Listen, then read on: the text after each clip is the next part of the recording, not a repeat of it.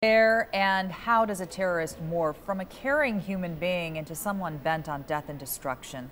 A lot of people are asking that question after the New York City attack. 9 on Your Side's Tom McKee looked at the issue from a police and a psychological angle and is live with what he found. Tom. Well, Kristen, it's very interesting. We've had a number of people who lived in the Cincinnati area charged in terrorist-related cases, but experts I talked with today say it's more than place. It's how they're raised, how they view themselves, and in this day and age, social media. Sayfullo Saipov only lived in Cincinnati for 2 weeks, and few remember meeting him. But what he's accused of doing in New York to 8 unsuspecting bikers and joggers won't easily be forgotten. The question is, where did he become a follower of ISIS? New York, New Jersey, Florida, or Cincinnati?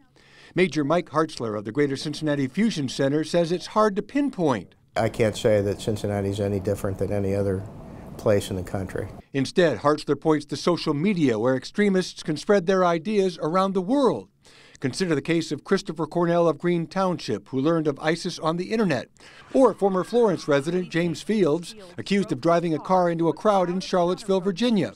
Then there's the case of Adolf Hitler. If you can imagine if Adolf Hitler had social media at the time and was able to spread that message all over the world, there may have been a different dynamic to World War II. Psychologist Ken Mangus grew up in New York City and once lived next to that West Side Trail. For me, it is surprising, shocking, and terribly distressful. Dr. Mangus says radicalism can't and shouldn't be tied to any particular place. It's not Cincinnati per se, it is those people who have been felt they have been marginalized or disconnected with the community, feeling alienated, have seen other examples of that. That can turn them into a lone wolf, acting out their private feelings in a very public and often fatal way. They don't have a sense of these people being their friends, their compatriots, their loved ones. They see them as enemies. They see them as non-persons.